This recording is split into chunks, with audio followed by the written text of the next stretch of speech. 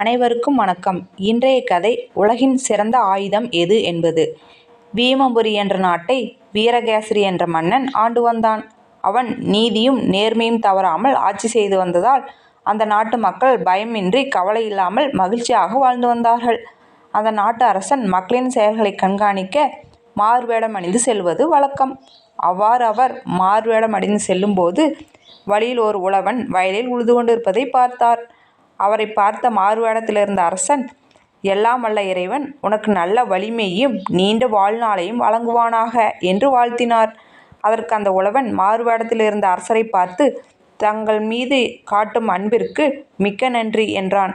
நிலத்தில் எவ்வளவு வருமானம் கிடைக்கிறது என்று மாறுவேடத்திலிருந்த அரசர் உழவனிடம் கேட்டார். அதற்கு உழவன், மாதத்திற்கு 3 அணா கிடைக்கிறது என்று பதில் சொன்னான். அந்த தொகையை என்ன செய்கிறாய் என்று அரசர் கேட்டார். அதற்கு 1/3 பங்கை நான் பட்ட கடனுக்காக அடைக்கிறேன், மற்றொரு பங்கை கடனாக தருகிறேன், 3வது பங்கை என் குடும்ப செலவிற்காக உபயோகிக்கிறேன் என்றான். நீ சொன்ன பதிலில் எனக்கு ஒன்றும் புரியவில்லை என்று கேட்டார் அரசர். அரசே, என் வருமானத்தில் ஒரு பங்கை என் தாய் தந்தையருக்கு செலவு செய்கிறேன், என்னை வளர்த்து ஆளாக்கி அவர்களுக்கு செலவு செய்வதை கடனுக்காக அடைக்கிறேன் என்றேன். இன்னொரு பங்கை என் மகனுக்கு செலவு செய்கிறேன், பிற்காலத்தில் என்னை காப்பாற்றப் போகிறவன் அவன், அதனால் அதை கடனாக தருகிறேன் என்றேன். இந்த உழவனின் பதிலை கேட்டு மகிழ்ந்த அரசர், உன் அறிவு கூர்மை மிகவும் நன்றாக உள்ளது. இந்த விளக்கத்தை நான் இல்லாமல் நீ யாரிடமும் கூறக்கூடாது.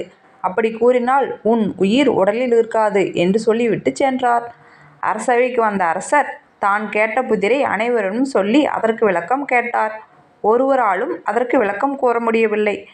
இந்த புதிருக்கு யார் விளக்கம் கூறினாலும் அவருக்கு 1000 பொற்காசுகள் பரிசாக வழங்கப்படும் என்று அறிவித்தார் அரசர். அரசனுக்கு இந்த புதிரை கூறியவர் யார் என்பதை அறிந்து கொண்டார்கள் அமைச்சர்களில் ஒருவன். அந்த அமைச்சர் நேராக இந்த உழவனிடம் சென்றான். இந்த 100 பொற்காசுகளை பெற்றுக்கொண்டு அரசரிடம் சொன்ன புதிருக்கான விளக்கத்தை என்னிடம் கூறு என்று அமைச்சர் கூறினார். கண்ணை பறிக்கும் ஒளியுடன் கூடிய பொற்காசுகளை கண்ட உழவன் அரசரை எப்படியாவது சமாளித்து கொள்ளலாம் என்று எண்ணி அந்த புதிருக்கான விளக்கத்தை கூறி பொற்காசுகளை பெற்றுக்கொண்டார். அரண்மனை திரும்பிய அமைச்சர் நேரடியாக அரசரிடம் சென்று புதிருக்கான விளக்கத்தை கூறினார். உழவன் தான் பதில் கூறியிருக்கிறான் என்பதை அறிந்து கொண்ட அரசர் அவரை அழைத்து வருமாறு காவலர்களுக்கு ஆணையிட்டார். அரசவைக்கு இழுத்து வரப்பட்ட உழவனை பார்த்து, உனக்கு என்ன திமிர்? நான் இல்லாமல் யாரிடமும் இந்த புதிருக்கான விளக்கத்தை சொல்லக்கூடாது, சொன்னால் உங்கள் உயிர் போய்விடும் என்றுதானே உங்களிடம் கட்டளையிட்டேன். என் கட்டளை மீறி சொல்லியிருக்கிறாய். உன் உயிரை இப்போது காப்பாற்றப் போவது யார் என்று கோபத்துடன் கேட்டார் அரசர். அதற்கு உழவன் அரசனை பார்த்து, அரசே, நான் சொல்வதை கேளுங்கள், என் மீது எந்த தவறும் இல்லை என்று பணிவாக கூறினார். அதற்கு அரசர், நான் இல்லாமல் யாரிடமும் இந்த புதிருக்கான பதில் சொல்லக்கூடாது என்றேன் அல்லவா என்று கூறினார்.